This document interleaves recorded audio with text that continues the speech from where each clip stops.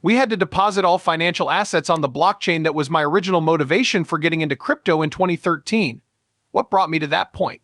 The collapse of Lehman Brothers and the European financial system taught us a valuable lesson. Nothing belongs to us. In a leveraged world, the collateral is the object of contention as it is claimed by all parties involved. Thus, it is completely unclear who exactly owns what. I composed this post thinking that the whole financial system will switch to it the moment I laid eyes on Bitcoin and learned about blockchain, so it must. At the very core of collateral, DTCCC and Euroclear is where the world's clearing takes place, which is something I've recently learned is even more worrisome. The central bank is the only lender at the DTCC and Euroclear levels. Pooled collateral, which includes both custom and housing collateral, is what the central bank takes. Therefore, there is no segregation at that level, which is why it would have been catastrophic if Italy, France, or anybody else had gone bankrupt. Also, segregation does not exist. If that's the case, then we really must take ownership, I'm telling you. Thus, if I could discover an asset that I could own personally, it could be taken out of the financial system and reinserted into it while still bearing my ownership mark. Yes, this is going to change everything. Today, we will explore the profound wisdom of Raoul, who in 2013 predicted the revolutionary power of blockchain technology in the realm of finance. After the financial crisis of 2008, Powell saw a major hole in our financial system: the lack of transparency around who owned what and what collateral was used for. This was the beginning of his quest. All financial assets should be placed on the blockchain, since Powell came to the realization that in a leveraged environment where collateral is disputed and ownership is unclear. Not only does this far-sighted strategy guarantee an improvement in openness and productivity, but it also reimagines ownership, giving people the freedom to be true owners of their assets without worrying about the system going down. Let us now explore the reasons why this change is crucial for the future of finance rather than just a good thing. The easy way out will be chosen, in my opinion. Like most individuals, I don't keep everything in one central location. Inconvenient as hell. Things like seed phrases, ledger devices, and multi-sig wallets are not easy. Everyone wants to get right in, make a deal, and check their accounts. Okay, I see. As for centralized cryptocurrency exchanges, we have fallen short in that regard. We have a couple Coinbase and Kraken are two examples. However, many of these platforms ultimately failed because they used leverage in a system with 70 vol assets, which is an extremely risky strategy. Many argue that by entrusting this to institutions, we are abandoning the principles of blockchain technology, which is my own opinion. In my opinion, it serves the interests of the financial institutions, but in reality, it is a Trojan horse. We are the ones entering their world, not the other way around. Then, out of nowhere, they begin to grasp the concept. Also, not everyone is expected to self-custody or anything like that.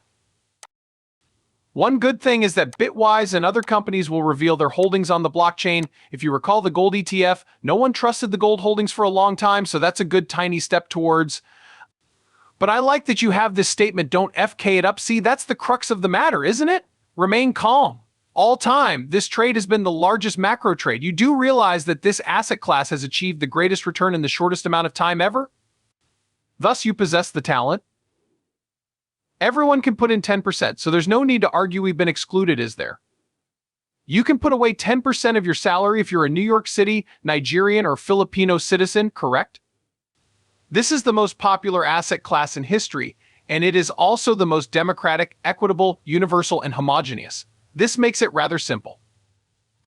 Nothing to do but purchase and hold. However, you must address your own psychology as a first step.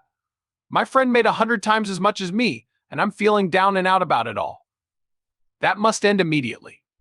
Also, avoid using leverage if you want to keep your tokens from $2 trillion to $10 trillion to $200 trillion when the asset class is fully developed and ready to be held. If you can self-custody your tokens, that's even better. Don't make it easy for someone to steal them from you. Your tokens will be stolen if you borrow against it. It's like when you have the greatest opportunity of all time, don't do stupid stuff. Using leverage is pointless if the asset class is expected to increase by a factor of 100 from here. You shouldn't put all your eggs in the basket of finding the next 100x token and betting the farm on it. It will be acceptable if you simply allocate 90% to the primary asset types. We can also see the total amount of outstanding loans thanks to the blockchain's transparency. People are quite powerful, aren't they? So what about investors? People are certainly becoming quite upset because of this. How do you see the market? Are these market makers attempting to shake things up and release a plethora of assets or what? Oh my goodness, I am completely bereft of any ideas. I mean, most of it is degens I'm simply going to wash down, get 5x leverage or something. The majority of them are merely trading and not risking their entire life savings. Additionally, there are many different types of participants, including hedge funds, short-term investors, market makers, and others. Crypto markets, meanwhile, aren't particularly deep. Plus, they operate in a very Austrian fashion, which is great because, the creative destruction cycle is ongoing there. Reason being, the margin is called instantly. No wiggle room here. The call comes, you're halted, and that's it. Our sole blunder occurred in cases where concealed leverage is present. Something else I've learned is that if you ask everyone in your company who your biggest client is, and the answer is the same person, especially if they're using leverage, there's an issue. The most prominent instance of this was long-term capital management. While I was at NatWest managing the equities derivative desk, I was also on a stag weekend in Kilkenny, Ireland. The world of equity and fixed income derivatives was also home to many of my friends. The topic of who your largest client is came up while we were casually enjoying a few beers. Money for the future. What is your current holding? For the record, 1.2 billion USD in equity derivatives. What do you have? I ask. $1 billion is at our disposal. Since it was obvious that I was the superior salesperson, we ended up with almost $3 billion. Thus, it is clear that we held more senior roles. Nevertheless, I eventually came around and we figured out that there were only 4 or 5 of us aboard the boat. We likely had 5 times the funds worth in equities futures alone. I find it intriguing. The head of bond trading at Deutsche Bank was someone I knew, so I spoke with him as well. Your wealth is 50 billion. Wow, I can't believe that. We need to get out of this mess. I told the risk manager on Monday morning, still hungover and exhausted. Everything has gone wrong. Yet it transpired once more. 3 Arrows Capital was the correct term. We were all unaware. All of the C5 ventures relied on a single client for their cash. Then it disappeared from the chain as soon as that client left. In other words, that was the sole item. Astonishing though it was. To some extent, it all came to light with Luna, It thereafter proceeded to FTX before settling on the 3 Arrows. 3 Arrows, then FTX is what I'm getting at. It was, in fact. Yeah, I guess so. I mean, Luna was a huge moneymaker for us, but it was also a huge money loser. I was never involved in that, so it's like, no matter what somebody says. Therefore, I refrained from becoming entangled in that chaos. However, the tipping point is hardly visible. Something strange is also happening. As an asset manager, I founded Exponential Age Asset Management, a fund of funds that invests in crypto hedge funds in part because I wanted to address the issue of low secondary market professional liquidity, which is a problem in this market. A few of our stores specialize in trade. I'm done. The remainder are individual investors. The total value of the crypto space's hedge fund sector is $5 billion, 50 trillion in conventional markets. Consequently, our market depth is inadequate.